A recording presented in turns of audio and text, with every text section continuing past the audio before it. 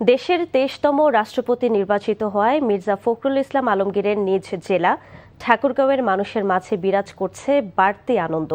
এ বিষয়ে জানাতে সরাসরি যুক্ত হচ্ছেন স্থানীয় প্রতিনিধি লুৎফুর রহমান মিঠু।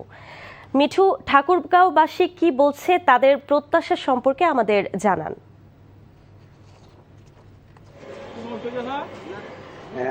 আদিবা, আপনি জানেন যে গতকাল ২৩তম রাষ্ট্রপতির নাম ঘোষণা হওয়ার সাথে সাথেই বিকেলের দিকে ঠাকুরগাঁয়ে সাধারণ জনগণ এবং দলীয় নেতা কর্মীর মধ্যে ব্যাপক উৎসাহ উদ্দীপনা লক্ষ্য করা গেছে এবং বিভিন্ন এলাকায় রাজনৈতিক দলের অফিস সহ বিভিন্ন এলাকায় মিষ্টি বিতরণ, মানুষের মধ্যে একটু ব্যাপক উৎসাহ উদ্দীপনা, যেটি অত্যন্ত সাধারণ মানুষের মধ্যেও সেই উৎসাহ উদ্দীপনা লক্ষ্য করা গেছে।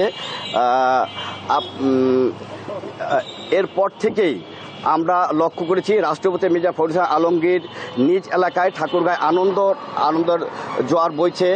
রাষ্ট্রপতির নাম ঘোষণার পরেই দলীয় কার্যালয়ের সামনে নেতাকর্মীরা জড়ো হয়েছিল, নিজেদের মধ্যে মিষ্টি বিতরণ করেছে। এছাড়াও জেলার বিভিন্ন স্থানে মানুষের মাঝে মিষ্টি বিতরণ করা হয়েছে। পরে দলের নেতাকর্মীদের আনন্দ মিছিল বের করে।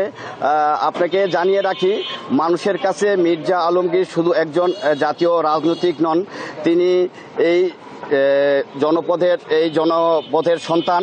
ঠাকুরগাঁয়ের মানুষের প্রত্যাশা, রাষ্ট্রপতি হিসাবে মির্জা ফখরুল ইসলাম আলমগীর দেশের মানুষের আস্থা প্রত্যাশা প্রতীক হয়ে উঠবেন, এমনটাই আশা করছেন ঠাকুরগাঁয়ের মানুষ, ঠাকুরগাঁয়ের জনগণ।